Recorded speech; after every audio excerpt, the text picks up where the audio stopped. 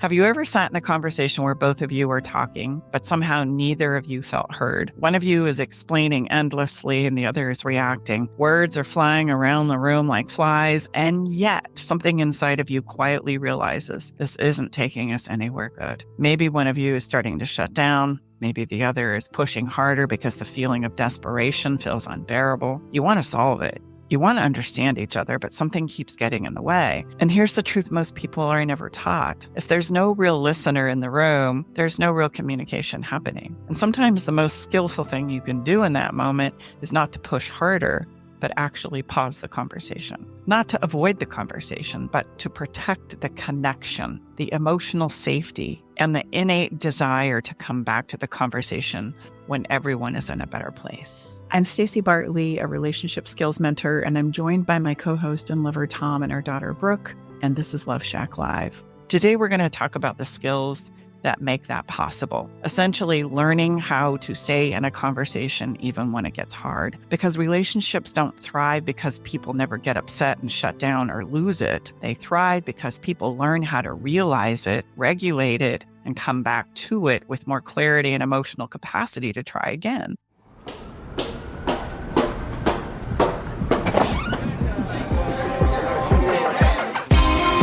Hey, thank you for coming. Welcome to the Love Shack. The biggest communication myth that has ever come upon me in my work is most couples believe if we can just talk this through right now and we're not going to bed until it's handled, it's going to get better. But when emotions are high, you have to understand that listening disappears, defensiveness increases, and people talk at each other instead of with each other. So, that pursuit of understanding, that if you're a new time listener, you're going to hear me say 1,000 times. If you're an old time listener, I bet you can finish my sentence. Communication is for understanding, and that is a hard period. So when we lose the ability to understand and we're talking at each other, this whole thing is going south. And it's undeniably predictable. Like, I have never, ever had an experience personally or collectively in my work where somebody pushed harder or said, we're going to get through this right now, when really we're doing all those things I just listed above, right? We're defensive. Nobody is listening. Everybody's talking over each other, at each other. And you know what? We buy that ticket to what I call the city of the fuck, and it works every single time. I've never had an experience where I or my clients went, aha, I see the light. Great point, honey. It does not happen. And so we need to be able to identify that moment when we need to do some other things. Communication only works when someone has the emotional capacity to receive it. And let me just say that again. That is so important. Communication only works when someone has the emotional capacity to receive it. Sometimes the most respectful move is, I want to have a conversation, but I can't do it well right now. Because pausing is going to protect the emotional safety in the relationship, and it's one of the kindest gestures that we can offer, and it will ensure that each of us are willing to come back around to the table to have that conversation again. And I can hear in my head, what about those of us who think that pausing a conversation is disrespectful? Well, with great love and respect, I would say, well, given our options here, and we understand that we can't get anywhere good without pausing, are you suggesting that being respectful would be a better course of action as it sacrifices your emotional safety and willingness to come back to the table? Have you ever known anything to go well that's forced, pushed, coerced, manipulated? I haven't. And so maybe we need to change our association to a pause. Recognize and realize it very much is a kind gesture, and it's gonna have things go the direction that you want them to go. Because if I push, if I force, if I coerce, if I criticize, belittle, minimize, insist, beg, plead, you know who's going to not come back to the conversation next time? the person that's experiencing. There is a 2013 movie called Her. It's a sci-fi romantic drama written and produced and directed by Spike Jonze. And the main character falls in love with Samantha, which just happens to be a voice-based AI operating system. I was reminded of this movie by a recent blog post from Esther Perel, where she wrote, "It's not that the main character falls in love with technology.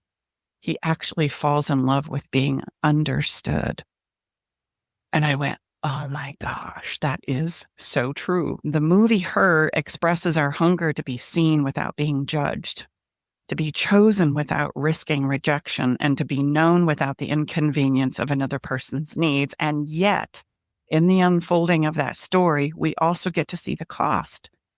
Because to be understood by something that is programmed to understand you, it is not the same as being met by someone who must create with you by investing into understanding you. This is where love between humans is actually created. It's actually forged in the friction and risk of separate minds, hearts, and bodies. And there's something very exhilarating about it. I also would like to point out how when that movie came out, everybody was like, oh, this is so ridiculous. That would never happen. People would never fall in love with their AI robot. And now that's literally happening all over the world. People are falling in love with their chatbots. That just really struck me. It's not that we fall in love with our technology. It's that we fall in love with the idea of feeling understood. Well, what do we always say? What are the three things all 7.5, 8 billion of us need on the planet? One of them is to be acknowledged and remind me that I matter. Huh? Come on. But and also within the context of this series that we're doing, Avoidant and Anxious, falling in love with your chatbot removes it. They're not avoidant and they're not anxious. But yet it takes away the friction and the risk for sure. But then you are going to pay in regards to the experience. It's going to be a bit hollow because you don't have, ironically, the friction and the risk, hearts and bodies. We say relationships are the teacher, skills are the classroom. Okay.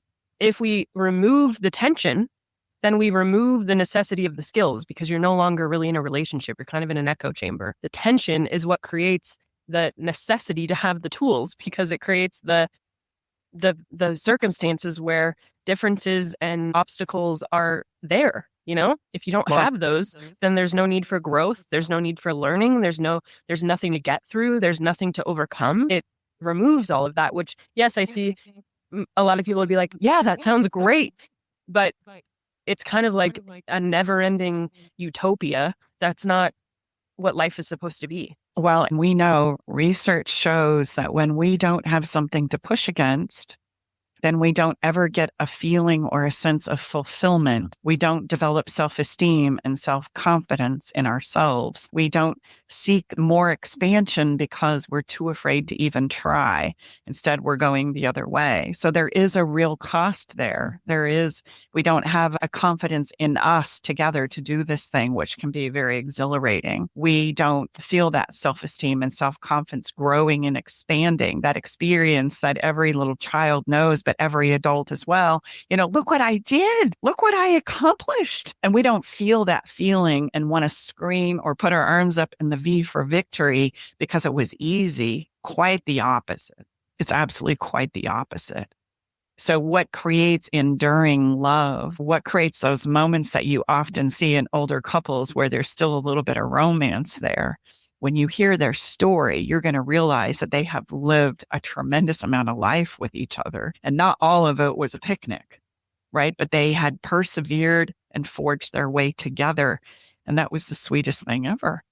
And so we won't have those kinds of experiences because we won't put ourselves in any places and spaces of risk, which means then I don't have fear to push against in order to grow and expand and to really realize my full potential, not only as a human being, but as a couple with a lover. And so my intention for this episode today was to actually give you skills that allow you to pursue this kind of love and understanding together, especially when it gets hard. And the first skill that I want to share with you is the idea of understanding your emotions and catching your emotional upsets early, like fast, like a warning sign. And so this is the importance of understanding ourselves and having an awareness of self about our emotional experiences. Because if I don't have any awareness about it, I certainly can't catch it early. Some of you might even be going, what are you talking about? And that's okay if you are, no harm, no foul. We all have to start where we are. But the skill of catch it early is going to be so helpful, because in totality, we really only have about 22 seconds in order to catch emotion when it's playing out in real time, because it moves so fast. And that 22 seconds, if we can catch it early, we can actually turn it into a slowing down, a de-escalation of the emotion, so it doesn't just pick us up and run us into exaggerated reactive emotions that always create more drama, chaos, and confusion in the end, and more heartache and more suffering. So we've got to think about catching it early. And some signs in your body, even some warning signs to catch it early, is tight chest, irritability. I'm having a difficult time listening, I'm feeling agitated or irritated. I have a brain fog. I notice I'm checking out and I'm drifting off and I'm going somewhere else. Or I feel numb. I just feel numb. I'm not, tuned in, turned on, tapped in, right? I'm numb. Any urge to escape, any urge to go, I got to get the hell out of here. Okay, that's catching it early. Or the urge to jump in too fast. We got to get this handled right now. Those are all really, really great signs that help you catch it early, so that I can just at least be aware with myself. So instead of pushing through it, we can disclose it and say something like, I'm starting to shut down, or I need to pause now, or I'm going to say something that I regret later. This awareness gives you a moment of choice. That's what awareness gives you across the board.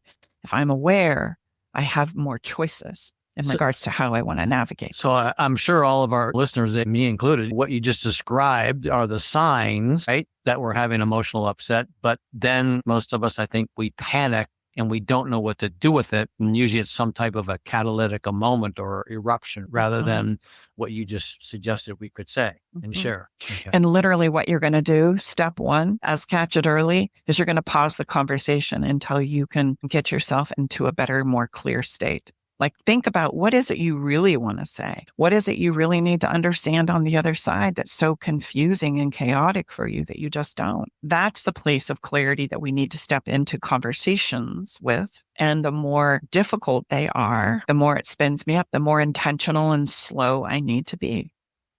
And so recognizing and catching early when I need to pause the conversation will be a huge step up and a huge skill that will help you protect the emotional safety, connection, and willingness to come back to the table, is what I say. Another conversation and to try again.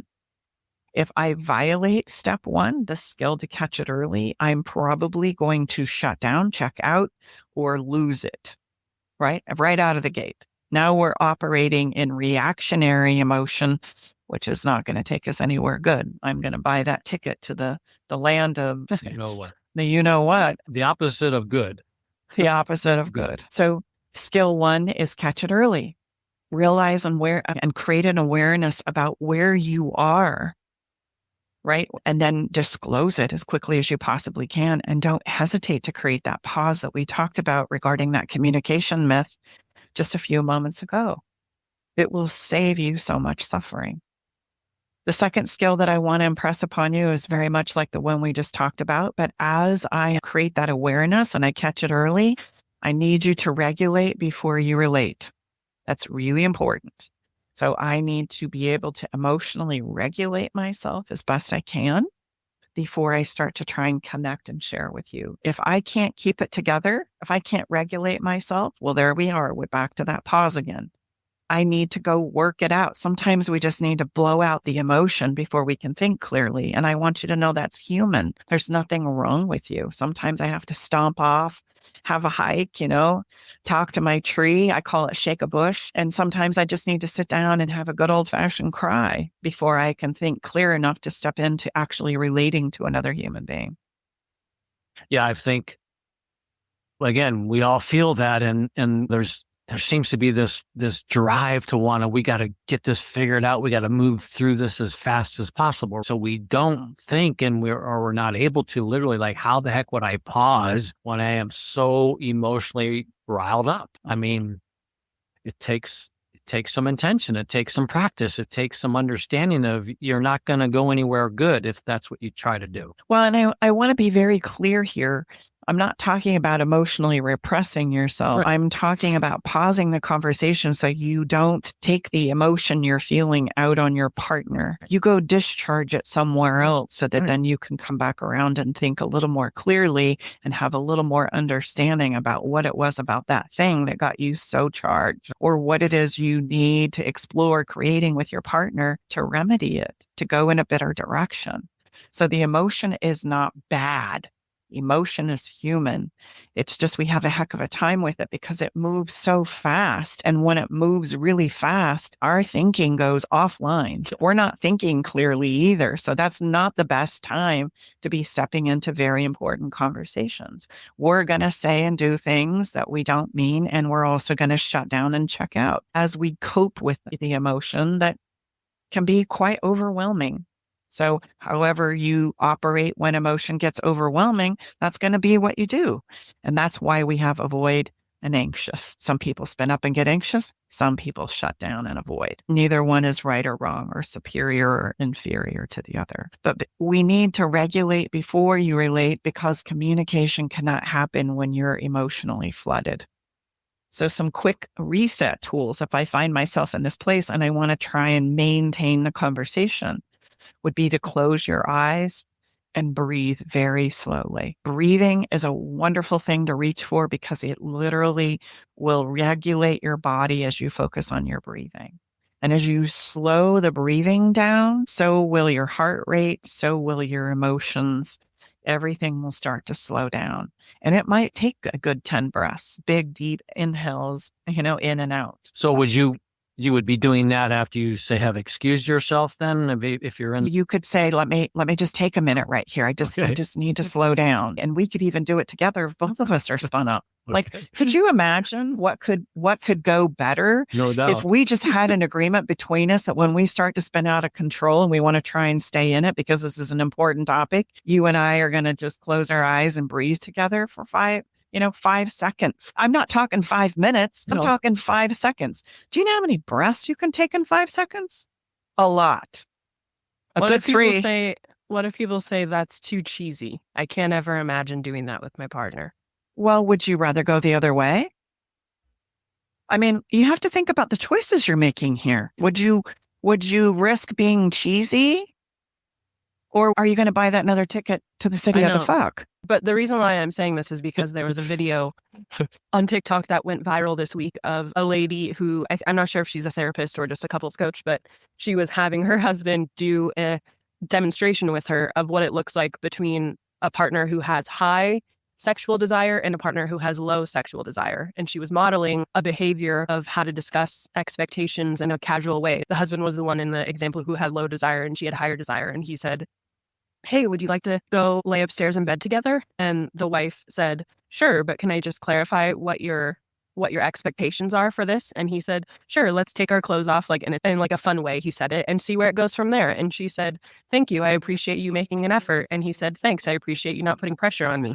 And the comments were just roasting them, saying like, "This is so unrealistic. This would make my vagina go dry immediately. This is so stupid. I can't imagine ever having a conversation like this." And it made me feel bad for them because it was a really beautiful example of what that conversation could look like. But right. My question to the people who are leaving the comment is the same one that Montu just posed, which is, well, what's the alternative? To just yell at each other for having differing desire levels, or to force the other person to have sex when they don't want to, or to never have sex based on what the kind of person who doesn't really want physical touch, you know what I'm saying? Like, those are the options. Of course, it's going to seem cheesy and like therapy speak or like a conversation you've never heard before when you hear it for the first time demonstrated that way, of course. Or it's like, wow, that's really different. I don't talk like that. This is weird. You're going to make fun of it. And then another person stitched the video, and she's like some kind of dating expert. And she said, therapized language is ruining relationships. Look how sterile this is. And it just was very interesting to me because I'm like, sure, you wouldn't really have conversations like this during dating. This is the kind of conversation you have in a marriage where you're trying to stay together and make it work, even though there's differences between the two of you, or you're finding a way to communicate about it in a way that works for both partners.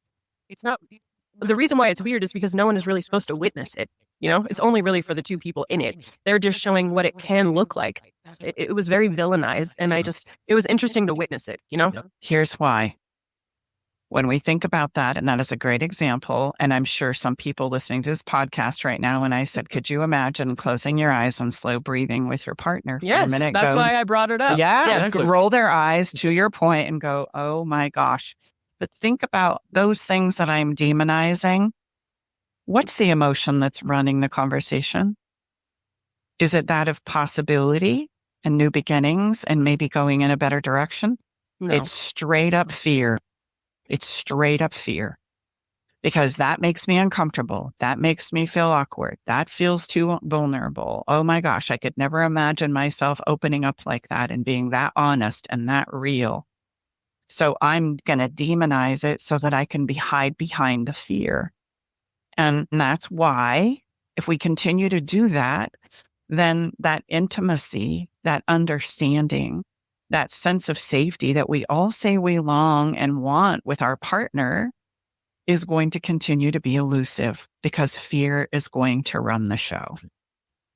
And so we literally are making a choice to demonize it because you're not even willing to try it. That would be a totally different conversation. Why don't you try it and let me know how it works, and you get to experience and share with each other how well it works, before you let fear run the entire conversation.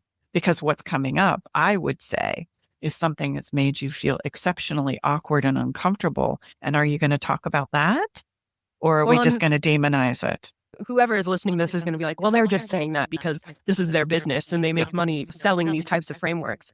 But I kind of took myself out of that role while I was viewing this whole thing on social media. And to me, what it felt like was when I really wanted to like the Hanson song Mbop when I was in 6th grade, and I couldn't admit I liked it because everybody else thought it was so stupid. But I bet they liked it too, but they just couldn't admit that because everyone was saying it was stupid. That's what the whole comment section reminded me of, that, like just hating it for the sake of it being a little different way of speaking, Like, sure, I understand why they're saying, yeah, that seems like therapy speak. I get that. I'm not so in this work that I can't see that. But if you really ask yourself, what's the other option? Like, you're preventing yourself from trying something new just because it seems a little weird, but you're willing to keep doing what you're doing, which is literally breaking your relationship down to nothing. I don't think we realize very often the critical choice that we're making and what we're really choosing in those moments, right? I understand that it can be exceptionally awkward and uncomfortable to try some of these ideas. However, what it is principled is that emotion will run fast. And if we can't catch it early and we can't slow it down, which is why slowing your breathing down would help you. I just want to point that out, Mom, too. That's very important. The reason why she designs these frameworks and these specific ways of speaking, all of it is designed to slow you down.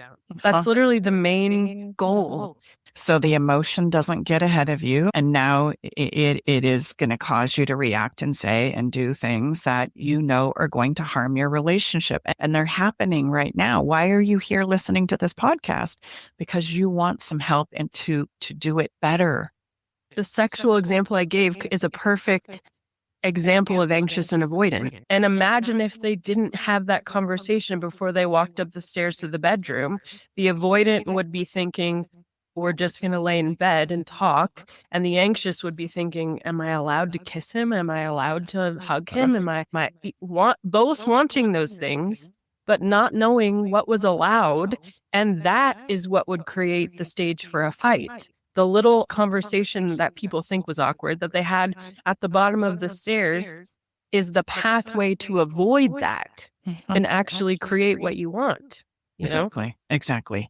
Fear is going to continue to dominate the more we hide behind it. So without any of that clarity and conversation, that does feel cheesy, but feels cheesy because we've never been so open and raw and honest with our partners. Yeah. That's where intimacy lives. And we can't have intimacy without vulnerability. Those two things have got to go together. So you can start to see, I hope my intention here is, breathing together might seem really odd and crack us up and seem really awkward at first. But could you imagine it taking you in a better direction when you sat down and everybody started to get spun up? And instead of fighting, laugh and giggle together would be even better while you're slow breathing. Like, heck yeah, I would totally embrace that because it's going to help you slow down and regulate yourself instead of just get swept away in the fear, which is the reason why you're not going to speak up and acknowledge these things or even try these things in the first place. So yes, slow breathing would be a really great idea. And if you don't want to do it together, then do it on your own. Close your eyes and only you know you're breathing. Another super tip is to feel your feet on the floor. Feeling my feet on the floor consciously causes me to feel grounded and more supported. And if I need to, get up from the table that you're sitting in, walk to the sink, grab a glass of water, hydrate yourself, and then slowly, as you practice your breathing, come back to the table and try again. These are things that you can do to just help you slow down, changing and adjusting your posture, something in the chair, feeling the chair underneath you. These are all really helpful things in order to help you regulate. It would be incredible for you to say, I'm overwhelmed. I need 20 minutes. I'll come back at 7:30. And then I wouldn't have to do it in front of anybody. Right. You could do those things on your own. You could go do those things on your own and get yourself to a better place doing some of those things I just mentioned above. None of them have to be done with your partner. But if you could catch it early by saying, hey, I'm feeling overwhelmed because I have the awareness that I am, my chest is starting to feel tight. I need 20 minutes. Let me go regulate myself, discharge some emotion, and then I'll come back at 7:30. That would be incredible. And by the way, I want to explain why the return time matters. One of the most common experiences that we are all probably very familiar with in our relationship is not now, not now, not now. We're not doing this right now. That means we're not talking about this. And so it makes it really difficult for us to be okay pausing because we're so afraid that we're not going to come back around to it. So I feel like I need to push instead right now. So declaring a time, a day and a time, we're going to come back around to this conversation allows us to reassure ourselves because when we start practicing this, that panic button is going to go off because it's happened so many hundreds, if not thousands of times before. And an anxious person isn't going to be so sure they can trust it. But I promise you, when you make good on that commitment to come back in 20 minutes or tomorrow morning, right after we get the kids off to school, or tomorrow night after work, when we both feel like we're in a better place, it's only going to take once or twice for us to realize we're going to make good on that to try again before we'll take that overreacting any day. And I want you to think of conversations like rounds of a workout. Each round counts. It's going to help you understand more about yourself and about your partner. And building that repetition to come back around to the conversation, even if we only last 5 minutes when we're first starting, before we're all going, okay, catch it early, regulate before you relate. If we can only get 5 minutes out of that experience, that's going to be a precious 5 minutes that we can build on. And then pretty soon it'll be 10, and then it'll be 30 minutes. And then we recognize and realize we can regulate and sit in this place to have a conversation far longer because we're honoring those places and spaces for each other. And we're creating a trust and a resilience in our relationship to come back to the conversation again and again and again with zero expectations. Okay. Yeah, it's better if we just come back to the table with the intention of just trying to say what it is I need to have understood. And then listening to such a degree that I can understand what you're sharing to me. And that's the whole goal. That's my expectation is we're just going to try and do that. The outcome, I have no idea where it's going to take us. We're not even going to worry about solving problems right now. We're just going to do that. I have a question. I was having a conversation back and forth with a woman on TikTok who was commenting on one of our avoidant videos. And she was saying, I think, slightly offended that we referred to the anxious person as anxious for wanting to talk through these things. And I was trying to explain to her that we really don't like labels and that we're only speaking in the context of anxious and avoidant just so that people can understand where we're coming from, not really because we're obsessed with attachment styles, Like we would probably never talk about them again if that was an option. We're just talking about them because that's how people talk about this issue. And I was explaining to her that what you meant in that video was that to an avoidant person, anxious people can seem controlling to want to talk through these issues. And I would wish you would stop referring to anxious people like this. So what I tried to explain to her was that, like I said, we don't like labels, but the only reason you were framing it in that way was because to the avoidant person, it does seem when the anxious person is frantic about wanting to get the thing met, just like you were talking about, it can seem extremely controlling and anxious, even if you're just being really reasonable as the anxious person coming at them, because their avoidance is putting up so many walls or like sending out the alarm, like, stay away, this isn't a good situation for you to get involved in. But it was very hard for me to convey that to her. Can you explain what I mean a little bit more, if you know what I'm saying? Yeah. Just think about what you do when you start to spin up. What do we want? We want that to end. It's an insufferable place to go. And probably without even realizing it, we are pushing things along. And we have great reasons as to why we're pulling out those reasons and we're laying them on the table. No, we need to do this now. No, this has got to happen now. No, I've been holding this for far too long. No, it's because you've always walked out and didn't want to talk about it, and we don't realize that those reasons are pushing a conversation that somebody is struggling to step into. And me pushing it and giving more reasons as to why this is the time now doesn't make me feel any more comfortable about having it. And then pretty soon it just starts to feel overbearing. Kind of like the idea you were just talking about in your example with the couple demonstration on TikTok. Right? Very similar. And that's why they're very similar experiences. If somebody was just to kind of come at you and force you to do something when you're saying, I'm not ready, this feels uncomfortable, I feel overwhelmed, I don't know where to begin, which is very commonly what an avoidant person feels. It doesn't matter how many great reasons as an anxious person you're laying on the table that are very logical and rational.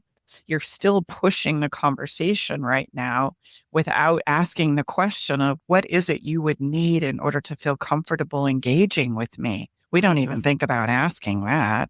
I think a lot of the comments that come in on our anxious and avoidant content is people who are exhausted from the dynamic. So they feel as though they've done everything they possibly can to get the avoidant to come to the table, and they're tired of being villainized as the anxious, which I totally get, because they're tired of being told they're pushy, this, and this. And so I think what is misunderstood fundamentally, basically on any video we create, not even about anxious/avoidant, is that what most people are missing here is the skills that you need underneath you to support you to have these conversations that we're talking about pretty much don't exist in any couple dynamic.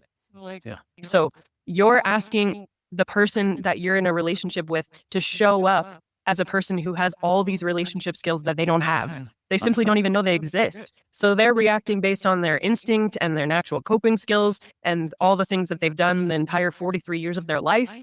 But you're wanting them to show up as a perfect, skilled up partner, That's the problem. So you're judging them as though they are skilled up, but they're not. Well, and we can think because I know these things and I'm skilled up and I can do it and it's super easy for me. I mean, what's wrong with you? Watch me do it. I can do it right now. I don't realize that's a skill. I don't realize that I am skilled up maybe because of the household I grew up in or because of the friends and family members that I had around me or my community that I had around me, or maybe because I've really done a lot of growth and I've done a lot of work. Now, there's a flip side to that too. I just want to mention when I've done a lot of work, it's really easy for me to label and demonize others.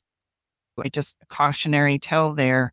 I want you to celebrate the work that you've done, but everybody needs to do their own work, and us labeling people and giving advice in that way and telling people what's wrong with them is probably going to do more damage than good, even though it's coming from a really good place. Well, and on your breakup video that you recently did where you're explaining why sometimes people break up with you and it's sudden and you can't believe it happened and they ghost you, you were explaining all the stuff that's happening underneath that. Someone in the comments was like, well, if they wanted to break up with you, they would just come tell you why they wanted to break up with you and they would give you the reasons, and that's what good communication is. And that's a false pretense you're setting, because the person the person who broke up with you doesn't even know that that's an option, or they're not, like, the way that we judge our partners, we're thinking there's the choice of coming to you and telling you everything and communicating honestly, or ghosting. Those aren't the choices that were made. You know what I mean? They didn't think, oh, I could go to my partner and tell them this thing, or I could just ghost them. That's not what is going through their head. That's a very logical response. Yes. That means I am in my head and I know all the rule structure. And so I'm going to rehearse the rule, and that's going to be the way it should go. Yeah.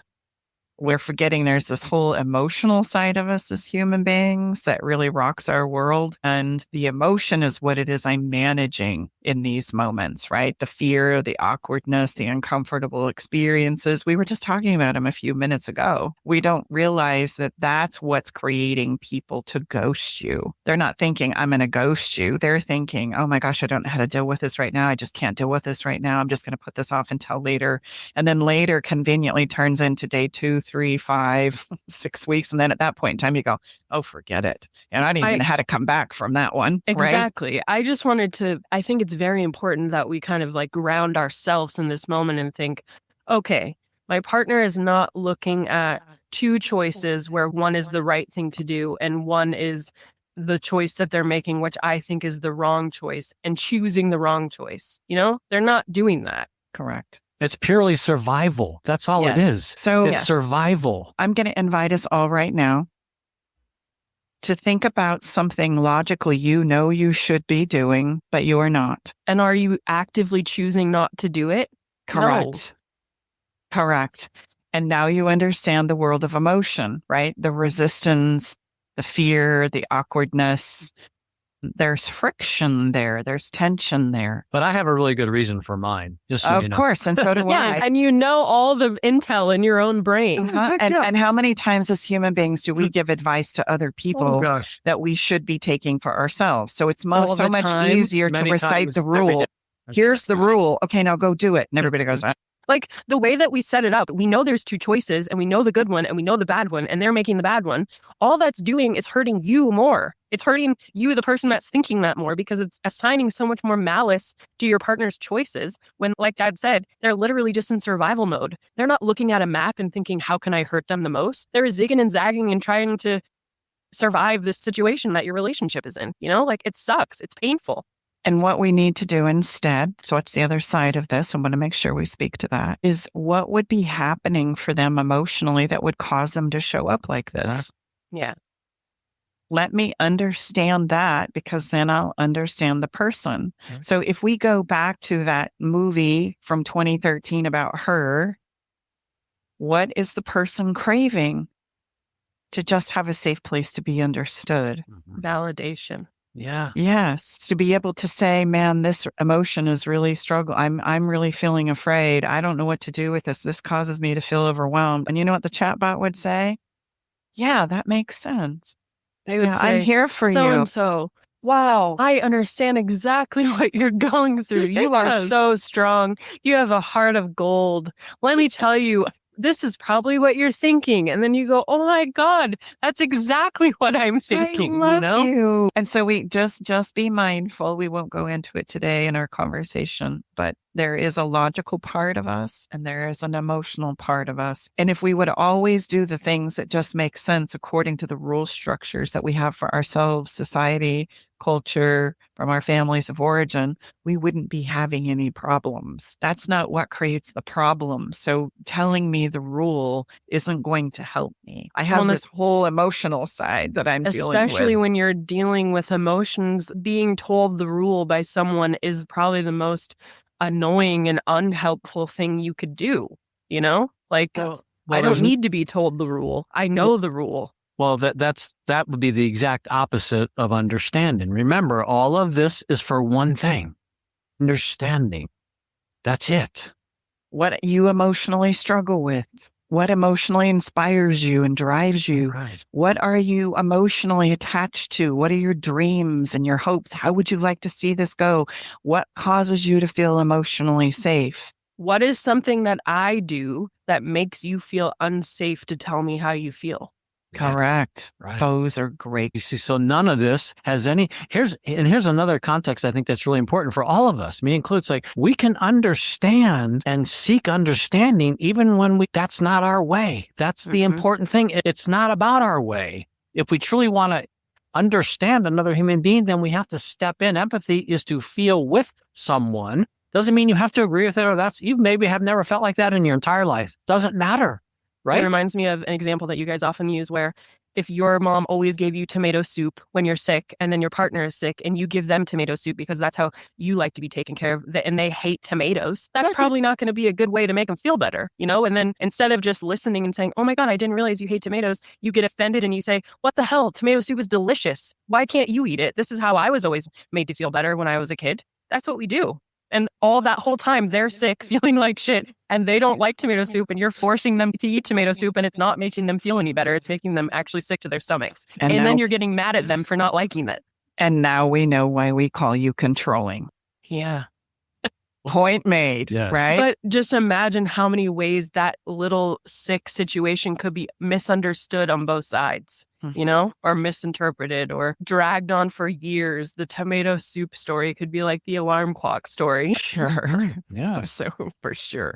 And some people will eat the tomato soup even though they hate it, and it breaks them out in hives just because they don't want to hurt their partner's feelings. Yes.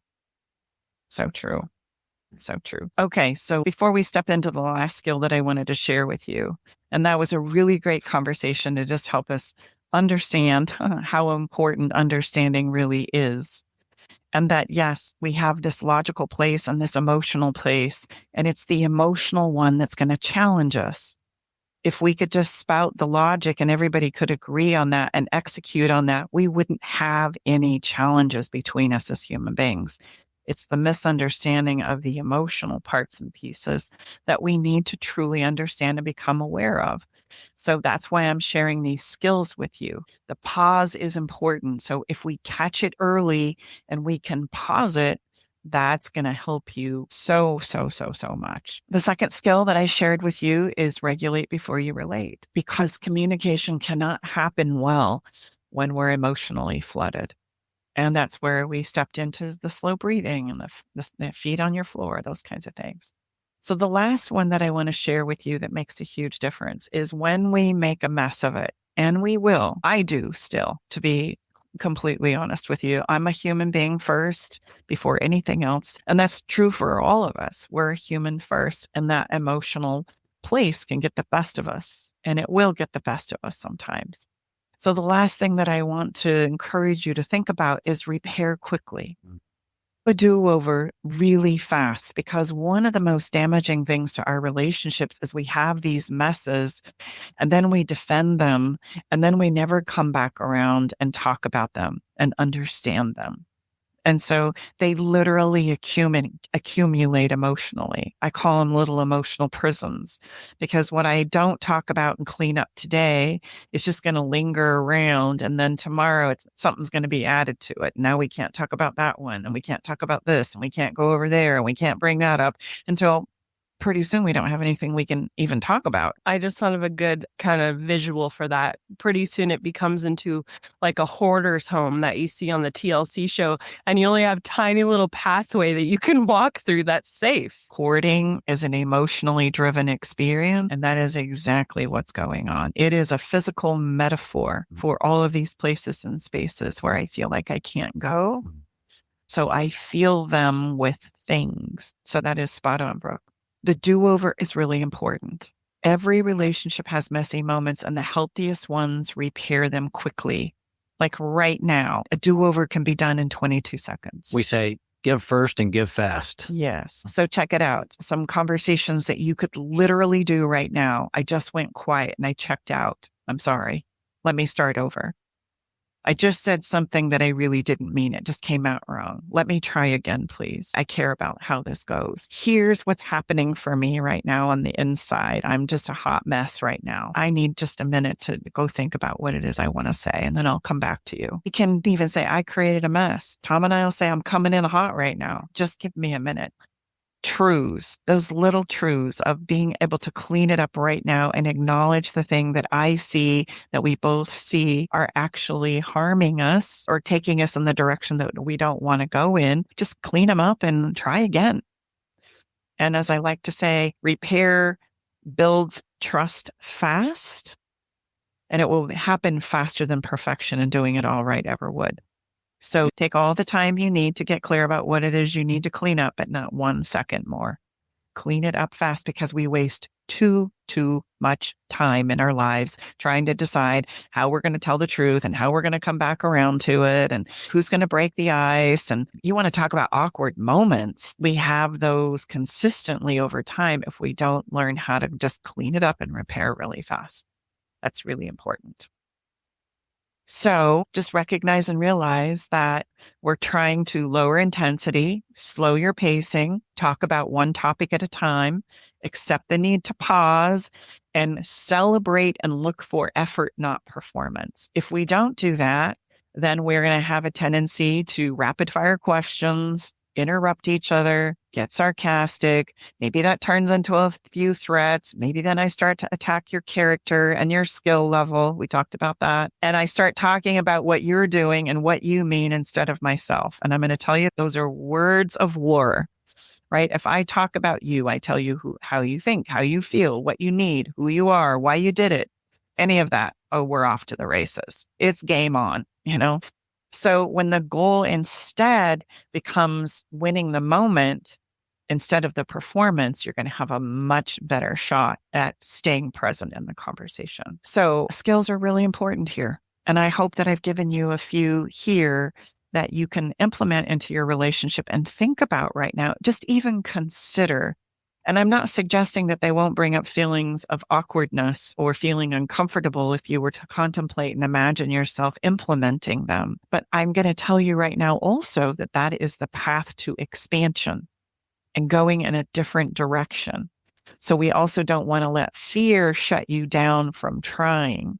If you'll try, I can almost guarantee you it's going to go better. What I often remind people, like even on clarity calls and stuff that are looking to see if they want to work with us and stuff, I say, I think the really unique thing about how Stacy has created all these frameworks and skill sets and such is you'll find there's no complicated words in any of them, but what there is the sequence of which we use them and how Stacy has designed them is very different to how most of us have used them in the past. So we have people say, gosh, guys, I can't seem to get them in that sequence out of my mouth. I mean, they are clunky in the order, but Stacy, over thousands and thousands of sessions and things, has realized that in this sequence, it's going to render a much different experience for you and your special someone. And that's why they are designed that way. But they feel clunky. They're not confusing or fancy words. The sequence of which we use them is time tested. This is what Stacy has been using since 2013 with thousands of people. It's the reason why people thought that video I talked about was clunky. It's Yes. the same thing. It's Same just, thing. Exactly. It's just because it's not in the way that you're used to hearing couples speak. Exactly. But they're meant to lower defensiveness so that communication remains possible, even in really tense situations. The thing that I want to leave you with is the thing that if you take nothing else away from this podcast, you remember this. Communication is the pursuit of understanding, and it will require participation from both people. And so if we have somebody who's not in a place to do that, it's best we honor that and then start to understand why the resistance, why the struggle from an emotional place. Or why am I getting so spun up and panicked about it? Let me understand that and share that. Because those are the things that we need to talk about, not necessarily the circumstances and the logistics of the deal, but emotionally where we go. That is the driver of our conflict. So those are the things that we want to understand when we talk about pursuing that understanding between us both. Avoidance and anxiousness, I want you to know that it starts as a place of protection. It's not a personality flaw. But I also want to reassure you that it doesn't have to be permanent. And you don't need to become a different person. You simply just need to understand and practice some different skills, because connection isn't built by never making messes. Thank goodness for that. It's built by learning how to come back when you do, again and again and again as a human being. And I would like to announce that this series isn't over. Although this was the last teaching installment of this, next week, to finish it out, we're going to answer the questions that we've received about anxious and avoidant attachment via email, on social media, on Instagram, on TikTok, private messages. We're going to answer those because we've received quite a few. We've answered some of them on social media, but I find it's really nice to talk about them more in depth on the podcast as well.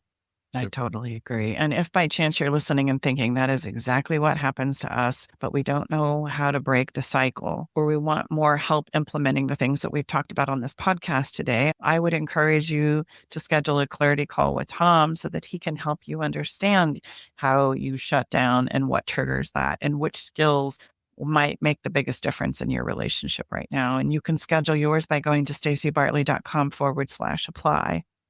Because the reality is, avoiding what needs to be shared is a miserable way to live together. Skills make something new possible. And yeah, they're going to feel awkward and weird at first, but they're so life-giving. You'll be glad you did it.